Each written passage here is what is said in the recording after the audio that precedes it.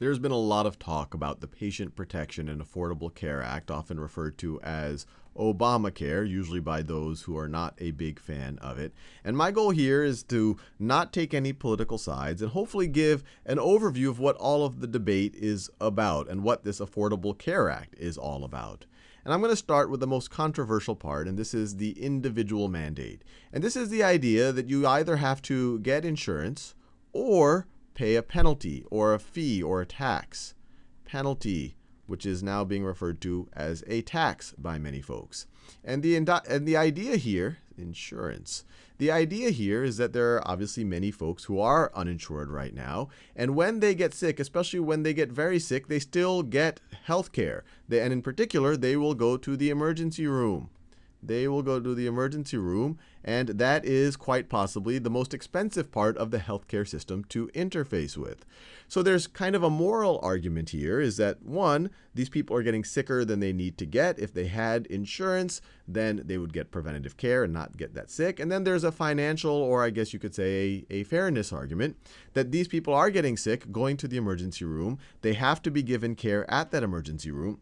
The hospitals bear those costs, and then eventually the hospitals recoup those costs by charging more for all sorts of other services, which eventually go back to the people who are paying for insurance, who actually are paying for the health care.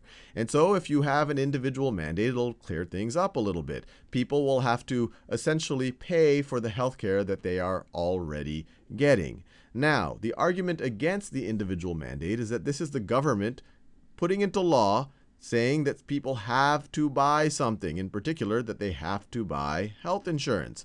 Now, the counter argument to that many people make is, well, there's something similar going on with car insurance. If you want to drive in most states, you have to buy some type of car insurance, or at least show that you have the financial ability to pay any liabilities that you might have if you get into an accident. Now, the counter argument to that is, well, car insurance is something that someone, or driving is something that someone chooses to do, that you don't have to drive. While in the case of health insurance, this is every human being in the country is being forced to get. I'll leave it to you to decide where you sit on that and what balances what other issue. Now, obviously, if you're going to decide whether you want insurance or whether you're going to pay a penalty or a tax, you have to figure out how high is that penalty or tax going to be on you? Or if you want to figure out if this is a fair situation, you have to think about how high is that penalty or tax going to be. And the current provisions say that by 2016, and this is when the full penalties take effect, you're going to have to pay the maximum of either 2.5% of income, or $695 for an individual and $2,085 for a family. And there are exceptions. This whole individual mandate won't apply to you if getting insurance would cost you more than 8% of your total income, or if you belong to a religion that does not participate in the healthcare system, then it doesn't apply. And also, you will never have to pay more than 8% of what it would cost for you to get a health insurance policy. But these are the general penalties. And just to get an understanding of it, if you made $100,000 and chose not to get the insurance, the 2.5% is $2,500, which is more than either of these numbers, and so you will pay $2,500. If your household makes $50,000, then the 2.5% would be less than this here, and so you would pay this number right over there. Now, the other provisions of the Affordable Care Act really are all around, well, if we want people to get insurance, we need to make it easier for them to get insurance.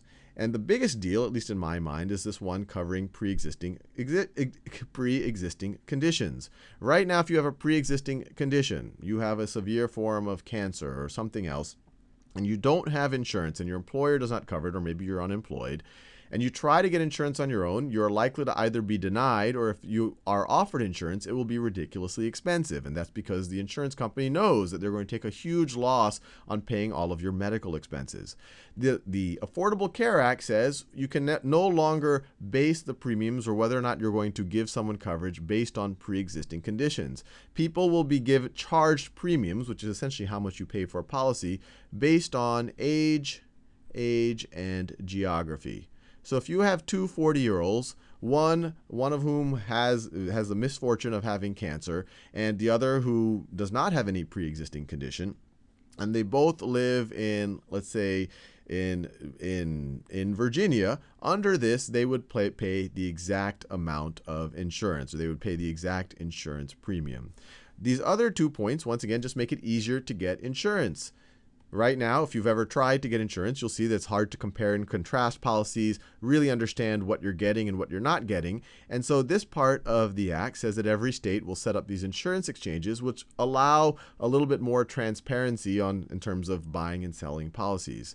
And then this final part right over here, and this is just an overview, I'm not covering everything, not all of the details, is the idea that, well, the government will also subsidize people getting policies, especially if they are in lower income, if they're in kind of a more difficult financial situation.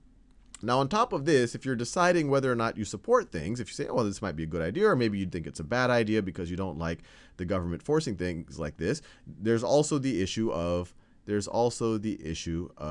the cost. And this whole thing, even though there might be savings in terms of lower medical care because people will get preventative health care and things like that, there is still a net cost to this. And this is going to be primarily paid for by increasing the amount, the essential Medicare tax for for people with larger incomes.